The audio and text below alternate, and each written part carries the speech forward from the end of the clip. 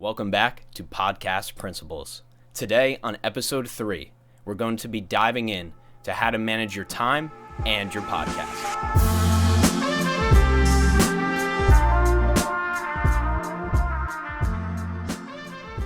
Welcome back. Today we're going to be covering not only the time commitment, but how to manage the time it takes to create your podcast.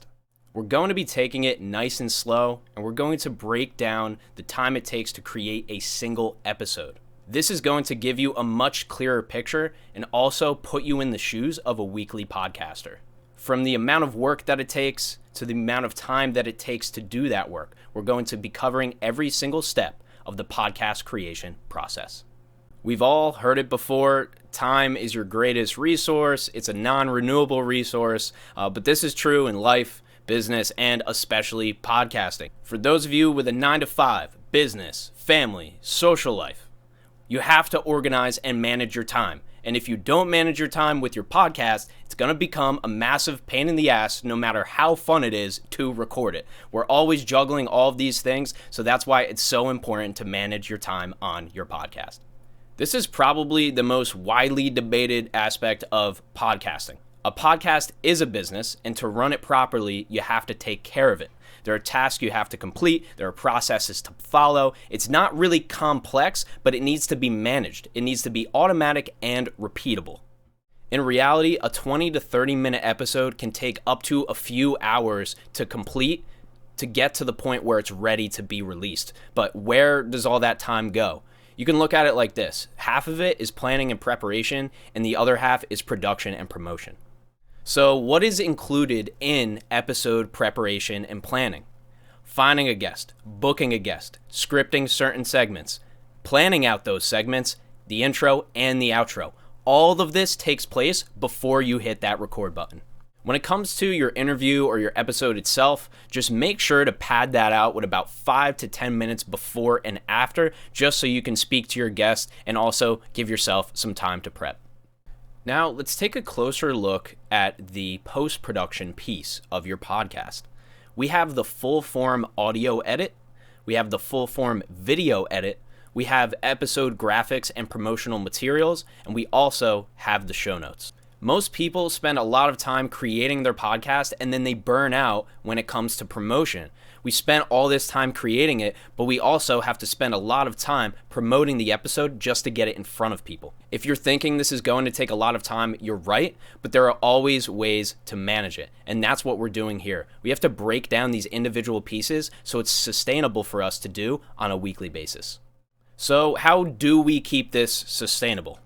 Sure, you can outsource and maybe take a little bit off your plate in the short term, but do not think that outsourcing is a magic bullet. I feel like people think that they're going to outsource everything and then it's going to save them all this time off the bat. It's just not the truth. Let's just break it down. Let's think about it. It comes back to podcasting being a business, right? So now you're hiring, you're building a team, you're leading a team, you're dealing with time zones, you're dealing with deadlines, you're answering questions, you're reviewing the work. Now you hate your life and you hate your podcast because you're trying to build this massive thing that's taking up all of your time. So let's get practical. How do we actually do this without it totally sucking? We have 3 main pillars when it comes to managing your podcast. Always prioritize. Always be ahead. Always be organized. Number 1, always prioritize. You have to know what you're doing next and you have to have contingencies. If something comes up and you can't do the edit that day, then what are you going to do?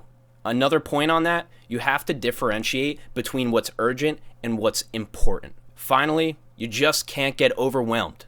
You need to have this as a systematic and automatic approach to managing your podcast. You cannot get overwhelmed with this process. Number 2, always be ahead. The best way to do this is through tracking and organization. We have a spreadsheet on our website. It's a completely free resource. This is going to take you about 10 minutes to set up. It's going to save you tens or hundreds of hours of time in the long run. Another aspect of always being ahead is batching. That means recording and scheduling your episodes in batches of 2, 4, 8, or whatever number works for you. This is a great way to consistently be ahead in your podcast. Number 3, always be organized. Tools like Calendly, Google Calendar, Google Forms, Notion, these are all different things that you can use to stay organized. In my personal experience, Google Forms has saved me hours of scheduling interviews. These 3 pillars help create a consistent, predictable, and trackable system for your show. And once again, that's the goal here. All right. Today we talked about all the things we can control when it comes to our podcast. With these management principles, we can eliminate one more thing that could possibly be out of our control. You're never going to be able to speed up the process if you want to do this properly. You don't and shouldn't have to do this all at once. Self-accountability is the key here to make sure we get all of these things done. To wrap it up and put it simply, just do a time budget analysis.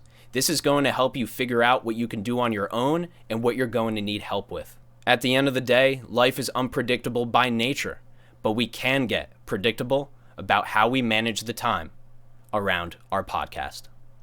Thank you so much for tuning in to episode 3 of Podcast Principles. If you're listening right now on Apple, please do subscribe and leave us a review.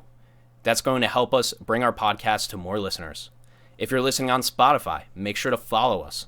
And if you're watching on the video version, make sure to subscribe to us on YouTube. We are on all social media platforms as well at Podcast Principles, and make sure to connect with me on LinkedIn, Ryan R. Sullivan, and all of these links are in the show notes.